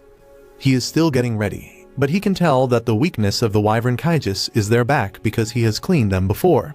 He reveals that the core of the wyvern Kaijus is near their back, where the skin is also quite thin to reduce their weight.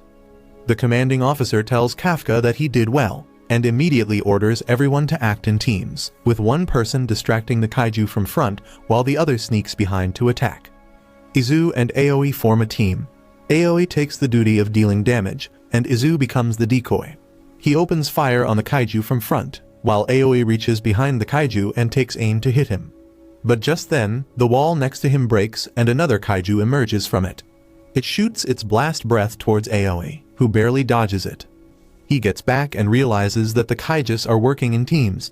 Other officers also report the same thing, and Kafka receives all this news as he is running to the site. No one has any idea what to do now, but then Kiko says that she knows another way to defeat the Kaijus. She runs towards a kaiju at a speed faster than an F1 car, wielding a huge battle axe. Furu can only watch as she passes him by, jumps up and strikes the kaiju with a powerful blow that shatters through his thick front armor. The kaiju falls to the ground, and Kiko just flaunts her overwhelming power. Earlier, Mina and Hoshina had taken her to the underground weapon storage room to give her a special weapon just for her. Kiko was shocked on hearing this because one has to be a captain to have a special personalized weapon, but Hoshina told her that they are making an exception for her. Mina said that since the number and power of Kaijus is growing this year, they need more powerful fighters. Since Kiko was already the third strongest officer on the base, she was being considered as a part of the main force. That is how she got the giant battle axe, which is still a prototype. Kiko faces the second kaiju in front of her that shoots its blast breath at her. She jumps high in the air to dodge it, and then uses the special feature of the axe that releases a shockwave when a trigger is pressed. She uses the shockwave to increase the speed of the axe and hits the kaiju's neck, efficiently cutting it off with her first technique she has named Falling Thunder. Just then, another kaiju comes to tackle her. Kiko moves back and then unleashes her second special move, in which she unleashes the shockwave as she swings her axe forward and deals a powerful blow that destroys the kaiju from inside. She names this move the Water Skimmer. Furu and Ikai can only watch her in awe and say that this weapon is perfectly suited for her extravagant and aggressive fighting style. She is pleased with that too, but then suddenly, a kaiju comes flying towards her from the sky. Kiko is nervous because she doesn't have a special move prepared for that. But then Ikai shoots the kaiju with his freezing rounds and causes it to freeze and crash to the ground. He warns Kiko to not be careless when fighting flying enemies. The kaiju stands up again, and Ikai riddles it with his freezing rounds, keeping it in place for Kiko to use her third special move, Half Moon, that is a direct slash powerful enough to behead the kaiju. The kaiju falls to the ground, and Kiko tells Ikai over the communication device that if he can keep up with her, he can support her. Ikai takes up the offer, and everyone else also hears about it. Meanwhile, Izu and Aoi have defeated their target Kaijus too, and they decide to not lose to anyone. That is why they plan to fight as a team and steal Kiko's kill as she distracts the Kaijus. In the meantime, Hoshina has led the red kaiju far away from everyone else. He is constantly dodging and running away from the kaiju's heavy blows.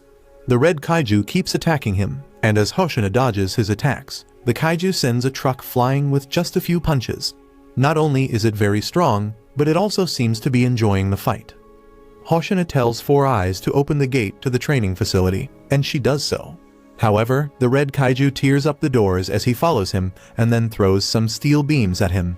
The dust makes Hoshina cough, and the red kaiju gets away from his vision. He tries looking around, but then finds the kaiju's voice coming from his blind spot. The red kaiju tells Hoshina that even other kaijus can't fight him like this, so he is getting excited to eat him and grow even stronger. He darts towards Hoshina, who somehow blocks his punch at the last moment, but still gets sent flying at a tremendous speed and crashes into the building behind him. But even then, he managed to slice off the red kaiju's arm cleanly. Hoshina is not harmed at all from the previous damage, and he skips protocol and activates the full power of his suit to face his enemy. With 92% of the suit's combat potential being utilized, Hoshina is ready to fight seriously. On the other hand, an officer is about to be roasted by a kaiju's blast breath, and Kafka is running towards her to rescue her. He realizes that he won't make it in time, so he transforms his legs into kaiju mode and greatly increases his speed, saving the girl from the attack. Ikai also arrives there and asks Kafka if he is fine. Kiko tells him that she and Ikai will keep the kaijus distracted, so the injured should leave the battlefield. Kafka and the girl are glad to hear that, but before they can go, Ikai tells him to not take any risks because he is a full officer now. With that, he rushes ahead and begins shooting the kaiju in front of them. More officers arrive to distract the kaiju, while Kiko takes care of the second kaiju that was coming to rescue its comrade. Kafka is stunned to see their efficient teamwork, when suddenly, his communication device rings loudly because backup is here. The off-duty senior officers have returned to fight the Kaijus. Kafka is amazed as he sees the number of Kaijus on the map disappear, and he tells the girl with him that they should focus on rescuing the injured. They run to find injured people, and Kafka can only think how proud he is of his division. On the other hand, Hoshina faces the red kaiju. They rush at each other and Hoshina uses a flying slash to deal the kaiju some damage. Hoshina keeps dodging his rampage and dealing some precise cuts in the gaps between his exoskeleton. The red kaiju is not impressed by this boring tactic, and he just shuts up the gaps by puffing up his scales. Just then, Hoshina uses his true power and delivers a deep cut to his chest. The kaiju turns to attack him, but he easily chops off his second arm too. He uses some more fancy moves, cutting down whatever is left of the kaiju's both arms. The entire control room rejoices on this victory, but Hoshina tells them that it is too early. Suddenly, Kafka feels weird as his kaiju detection ability is kicking his brain, warning him about a strong foe nearby. In front of Hoshina, the injured red kaiju starts growing as a mass of tissues, and soon becomes taller than the buildings nearby. Using its multiple mouths, it spews out ultra-high temperature steam, covering the entire area and forcing Hoshina to back up. Four Eyes takes another reading of the kaiju's fortitude and finds that it is constantly increasing. The mass of tissues starts changing its shape, and it soon becomes a gigantic version of the red kaiju, whose fortitude reading comes out to be 9. The control room is in a panic over the situation, and they believe that Vice Captain Hoshina can't deal with a kaiju of that size on his own. On the other hand, Kafka is also getting severe migraines, and he knows that Hoshina is in danger, so he decides to rush to his side to help him. Meanwhile, the giant red kaiju attacks Hoshina, shattering the ground below with its fists. Hoshina dodges its punch and then climbs on its arm. He uses a powerful attack on the kaiju's neck, leading a stream of blood to flow out violently.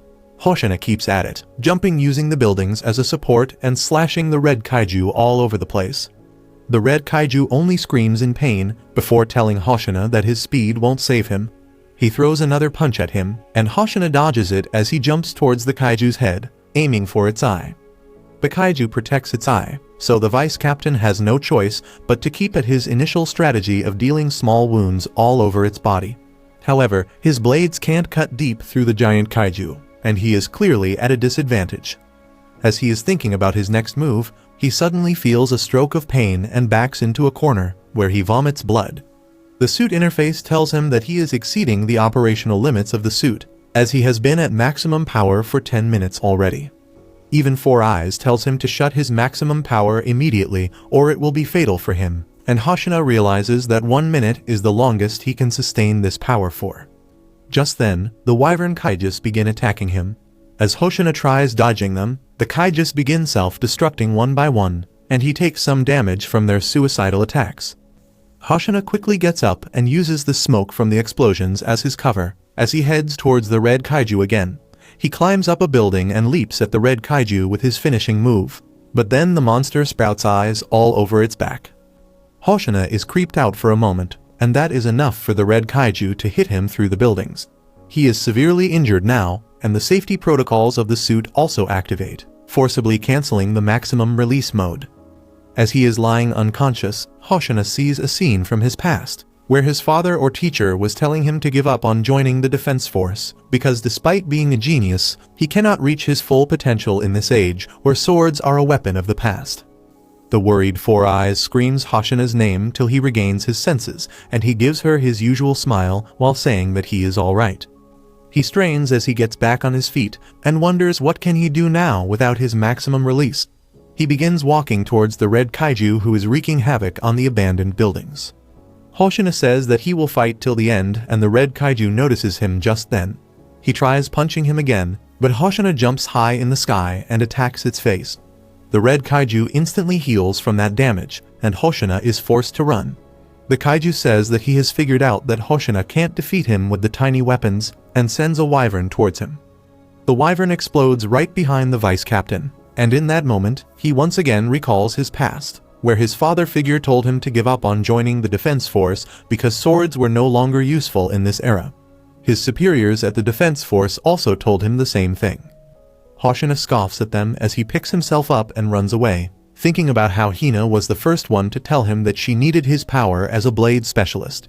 She told him that his ability would be greatly helpful when they deal with small but powerful Kaijus, and asked him to join her squad. Thinking about her words, Hoshina rushes at the Kaiju, swearing to take it down no matter what it takes. He deals a deep wound to its chest, and then attacks its neck, letting its blood rain everywhere.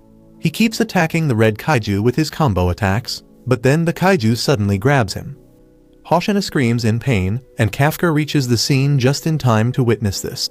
He can't see the vice captain suffering, so he decides to transform into a Kaiju to save him, even as Ikai tells him that it is dangerous. However, as he is just starting to transform, he hears Mina's voice over the communication device, telling everyone that they did good. Hoshina smiles, telling the Kaiju that he won this round, just as a powerful cannon shot hits the Kaiju's arm and blows it away. The Kaiju screams in pain and lets Hoshina down. In the distance, Mina is ready with her cannon aimed at the Kaiju, with her white tiger acting as her backup. She fires at the Kaiju, but barely misses its arm. In response, the red Kaiju sends the suicide bombing wyverns towards her, and Mina dodges them with her white tiger covering her back. The red Kaiju regenerates from the damage almost instantly, and Hoshina realizes that dealing with it won't be easy after all, so he decides to help the captain by slashing the Kaiju's feet to limit its movement. However, he is unable to maintain his balance now because his suit is not in peak condition. Also, the wounds he delivers to the Kaiju heal in an instant, and Hoshina wonders what can he do now. Just at that moment, Kiko rushes to the battlefield and tries attacking the Kaiju with her battle axe. However, she can't even scratch it, but Hoshina has just got an idea. He rushes ahead and tells Kiko that he will cut open the scales of the Kaiju, and she should attack its soft flesh after that. He deals some quick slashes to the Kaiju's leg, and then Kiko hits it with her axe, causing a lot of damage that makes the Kaiju scream in pain. She loses balance after that, and Ikai quickly comes to support her. Her suit has also started to overheat, but Hoshina thinks that she did enough, because the last attack brought the red Kaiju to its knees. Using this chance, Mina attacks its back with her cannon, exposing its core. However, she has only one bullet left now, and a wyvern Kaiju shows up next to her. Luckily, other members of the squad are there to cover for her, and they shoot down the wyvern for her. The wyverns begin their suicide bombing attack, while the rest of the squad members constantly fire at the red Kaiju. Hoshina rushes towards it, avoiding its punch and running on its arm to reach closer to it. He deals some damage to the Kaiju's leg, forcing himself to go past his limits as he keeps on slashing the Kaiju.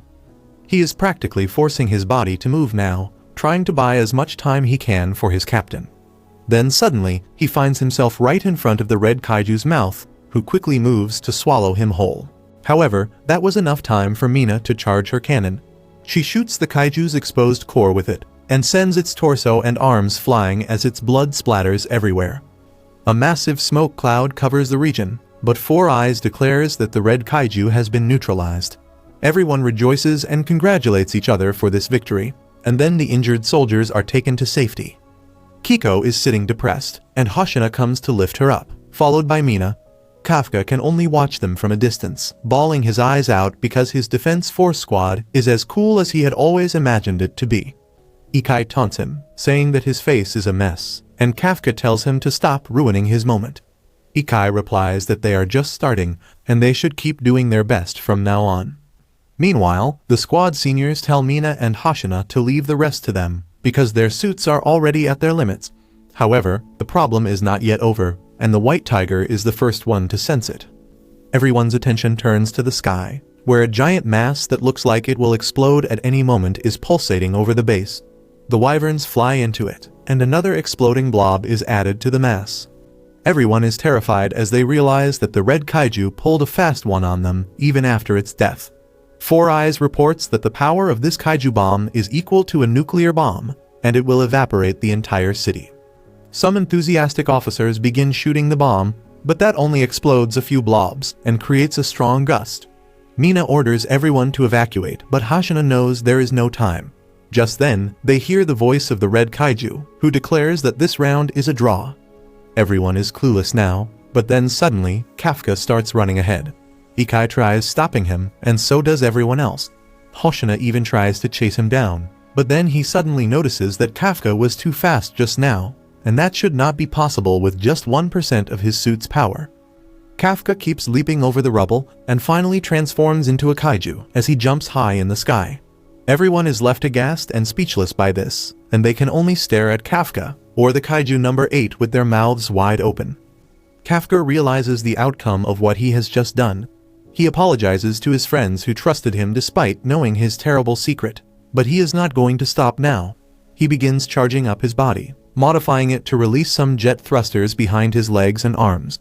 He thinks that everyone risked their lives in the fight just now, and he can't be the only one who thinks of his safety first. He launches the jet thrusters and leaps towards the kaiju bomb. He hits it with all his might, and his kaiju armor starts cracking in the process. Kafka's full power punch sends the kaiju bomb flying into the stratosphere, and he falls down to the ground unconscious. He hits the ground, and then Mina suddenly tells everyone to lay on the ground and put their shields on the max. The kaiju bomb explodes immediately after that, and its explosion radius is so big that it is visible from space. The shockwaves and pressure from the explosion starts demolishing the training area, but Kafka stands firm in his kaiju form, providing protection to two officers from the debris coming towards them. Soon, the explosion dies out, and the sky is cleared. Everyone begins getting up, and the two people Kafka just protected start crawling back in fear. He has also spent all his energy with that, and his armor starts crumbling away. Kafka realizes that he is done for now, and just then, Mina approaches him. She calls him the kaiju number 8, and points her gun at him, telling him that she is taking him into custody immediately. Kafka slowly turns towards her and finds other officers standing by Mina's side and aiming their guns at him. If you liked this video, make sure to subscribe for part 11, and make sure to check out this brand new anime about the strongest hero who pretends to be normal to live a quiet life.